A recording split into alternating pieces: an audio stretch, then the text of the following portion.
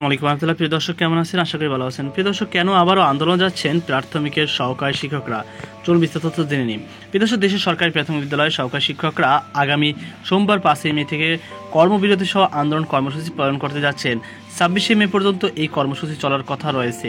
প্রাথমিক শিক্ষার মান উন্নয়ন গঠন কনসালটেশন কমিটির বেতন গেট নির্ধারণ প্রস্তাবনার পর নতুন করে এই আন্দোলন কর্মসূচি ঘোষণা করেছে শিক্ষকরা। তারা বলছেন, নতুন প্রস্তাবনায় আমাদের হতাশ করেছে, আমাদের দাবিকে গুরুত্ব দেওয়া হয়নি।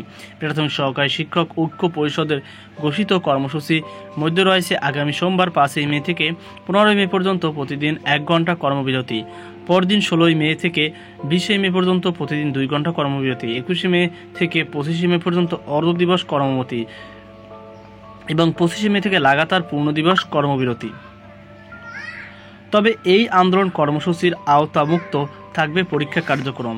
জানতে চাইলে বাংলাদেশ প্রাথমিক বিদ্যালয় সহকারী শিক্ষক সমিতি এবং সহকারী শিক্ষক ঐক্য পরিষদের আহ্বায়ক মোহাম্মদ শামসুদ্দিন মাসুদ বাংলা ট্রিবিউনকে বলেন, বর্তমান পরিস্থিতিতে আমরা প্রাথমিক ও গণশিক্ষা মন্ত্রণালয়ের সহকারী শিক্ষকদের ১২তম গ্রেডের প্রস্তাবনা মেনে নিতে পারছি না। আমরা চাই ন্যূনতম ১১তম গ্রেডের সহকারী শিক্ষকদের এন্ট্রি পদের বেতন নির্ধারণ এবং প্রধান শিক্ষকদের পদে শতভাগ পদোন্নতি, পাশাপাশি উন্নত স্কেল ও উচ্চতর গ্রেডের সমস্যা সমাধান করে ১০ ও ১৬ বছর পূর্তিতে সহকারী শিক্ষকদের প্রথম ও দ্বিতীয় উচ্চতর গ্রেডে প্রদানের বিষয়ে দ্রুত ব্যবস্থা যেন নেয় মন্ত্রণালয়।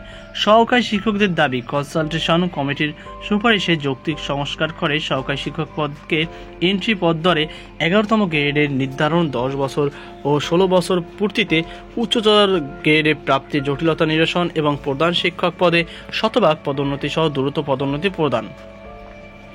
যে কারণে ফের আন্দোলনের ঘোষণা। শিক্ষকদের বিভিন্ন আন্দোলনের কর্মসূচির পর প্রাথমিক ও গণশিক্ষা মন্ত্রণালয় থেকে প্রাথমিক শিক্ষা অধিদপ্তর মহাপরিচালকদের কাছে ১২তম গ্রেডে উন্নীতকরণ সুপারিশ সহ প্রস্তাবনা পাঠানো হয়।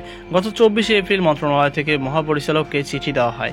চিঠিতে বলা হয়, প্রাথমিক ও গণশিক্ষা মন্ত্রণালয়ের উদ্যোগে প্রাথমিক ও উপানুষ্ঠানিক শিক্ষার মান উন্নয়ন উদ্দেশ্যে গঠিত কনসালটেশন কমিটির প্রতিবেদনে সরকারি প্রাথমিক বিদ্যালয়ের প্রধান শিক্ষককে বিদ্যমান বেতন কাঠামো অনুযায়ী ১০ম গ্রেড এবং সহকারী শিক্ষকদের বিদ্যমান বেতন কাঠামো অনুযায়ী ১২তম গ্রেডে উন্নীতকরণের সুপারিশ করা হয়েছে। এছাড়া হাইকোর্ট থেকে সরকারি প্রাথমিক বিদ্যালয়ের প্রধান শিক্ষকদের ১০ম গ্রেড প্রদানের নির্দেশনা রয়েছে।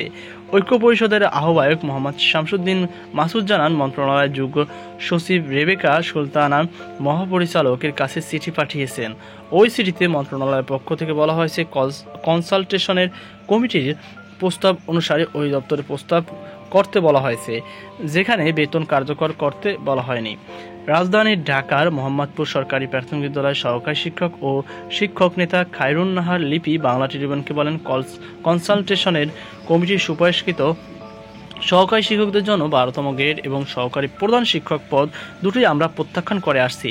গত বছরের ২৪শে জানুয়ারি কেন্দ্রীয় শহীদ মিনারে এবং পরে প্রাথমিক শিক্ষা অধিদপ্তরের সামনে আমরা এগুলো প্রত্যাখ্যান চেয়ে সারা দেশের শিক্ষকদের অভিমত প্রকাশ করি। এরপরও যদি সহকারী শিক্ষকদের ১২তম গ্রেড বেতন গ্রেড নিয়ে সরকার এগোতে চায়, সেটা সহকারী শিক্ষকদের জন্য বড় প্রতিবন্ধকতা সৃষ্টি করবে। তিনি বলেন, আমরা ১২তম গ্রেড মানি না, মানব না। রাজপথে আন্দোলনের পক্ষে বেশিরভাগ শিক্ষক। সরকারি প্রাথমিক বিদ্যালয় সহকারী শিক্ষকরা জানান, মাঠ পর্যায়ে আন্দোলনের কর্মসূচি পালন করার পর কনসালটেশনের কমিটি সুপারিশ করেছে। ১২তম গ্রেডের কনসালটেশন কমিটির সুপারিশ অনুসরণ করেই মন্ত্রণালয় থেকে মহাপরিচালককে প্রস্তাবনা পাঠাতে বলা হয়েছে। নাম প্রকাশে অনিচ্ছুক একজন সহকারী শিক্ষক বলেন, এই পরিস্থিতি বিদ্যালয়ে বসে ১ ঘন্টার কর্মসূচি পালন করলে কর্তৃপক্ষ গুরুত্ব দেবে না। তাই আমাদের উচিত রাজপথে আন্দোলনের কর্মসূচি পালন করা। তাছাড়া আমাদের দাবি ছিল ১০ম গ্রেড, সেখানে কনসালটেশনের কমিটির সুপারিশ করেছে ১২তম গ্রেড, অন্তত ১১তম গ্রেডের সুপারিশ করা হলেও মানা যেত। তবে ঐক্য পরিষদের আহ্বায়ক মোহাম্মদ শামসুদ্দিন মাসুদ বলেন, কর্মবিরতি ছোট আন্দোলন না, তাছাড়া আমরা নিয়ম মেনেই আন্দোলন করছি। সব শিক্ষককে নতুন করে অর্গানাইজড করা হবে। অনেক শিক্ষক বর্তমান পরিস্থিতি ১০ম গ্রেড চেয়েই আন্দোলনের কর্মসূচির দাবি করছেন রাজপথে, কিন্তু বাস্তবতা হচ্ছে প্রধান শিক্ষকদের এখন ১০ম গ্রেড বাস্তবায়ন শুরু হয়নি। ফলে আমরা ১১তম গ্রেডের দাবিতে আন্দোলন যাচ্ছি। ধীরে ধীরে আমরা কঠোর কর্মসূচিতে যাব। দেশের সব প্রাথমিক শিক্ষকদের আন্দোলন সক্রিয় থাকার আহ্বান জানান মোহাম্মদ শামসুদ্দিন মাসুদ। তো প্রিয় দর্শক, এই ছিল আমাদের সর্বশেষ আপডেট। সকল বার্তা আজকে পর্যন্ত। আল্লাহ হাফেজ।